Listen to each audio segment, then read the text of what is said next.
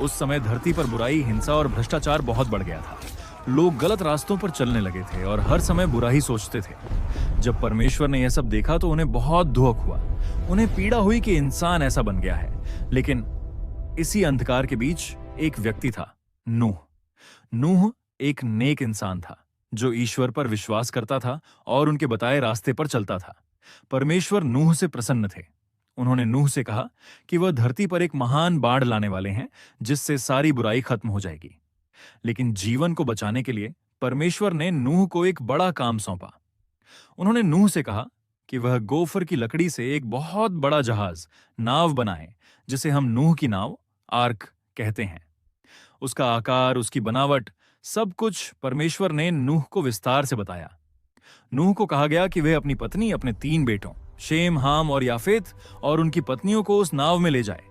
इतना ही नहीं, परमेश्वर ने नूह से कहा कि वह हर तरह के जानवरों को भी नाव में ले जाए, हर प्रजाति के एक एक जोड़े और कुछ शुद्ध जानवरों के साथ साथ जोड़े, ताकि बाढ़ के बाद फिर से जीवन शुरू हो सके।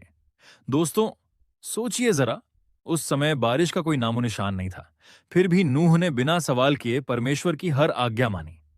जब नाव बनकर तैयार हो गई तो परमेश्वर ने खुद नूह और उसके परिवार के पीछे नाव का दरवाजा बंद कर दिया और फिर बारिश शुरू हुई।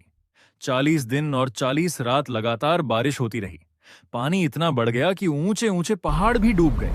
नाव के बाहर मौजूद हर जीव नष्ट हो गया। कई महीनों बाद परमेश्वर ने पानी को कम होने दिया।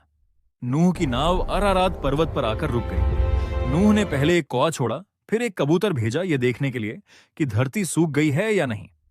जब कबूतर अपनी चोंच में जैतून का पत्ता लेकर लौटा तो नूह समझ गया, अब धरती फिर से रहने योग्य है। नाव से बाहर आने के बाद नूह ने सबसे पहले परमेश्वर के लिए एक वेदी बनाई और धन्यवाद स्वरूप बलि चढ़ाई। परमेश्वर नूह से बहुत प्रसन्न हुए। उन्होंने वादा किया कि अब कभी भी पूरी धरती को बाढ़ से नष्ट नहीं करेंगे, और इस वादे के चिन्ह के रूप में परमेश्वर ने आकाश में इंद्रधनुष बनाया। उन्होंने नूह और उसके परिवार को आशीर्वाद दिया और कहा, जाओ, बढ़ो और इस धरती को फिर से भर दो।